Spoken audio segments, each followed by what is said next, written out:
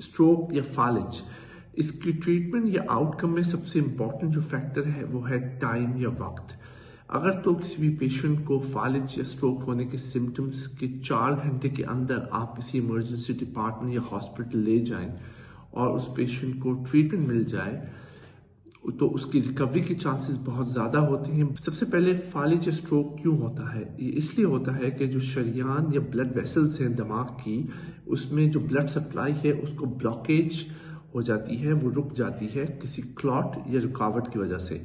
अगर तो आप फालिज या स्ट्रोक के सिम्टम्स के 4 घंटे के अंदर किसी इमरजेंसी डिपार्टमेंट या हॉस्पिटल पहुंच जाते हैं तो वो आपको एक ऐसी मेडिकेशन दे सकते हैं जिसको हम थ्रोम्बोलिटिक मेडिकेशन कहते हैं, जो जाके उस क्लॉट को डिसॉल्व कर दे, हटा दे और वापस ब्लड सप्लाई को रिस्टोर कर दे ताकि ब्रेन टिश्यूज को ब्लड सप्लाई दोबारा मिलनी शुरू हो जाए।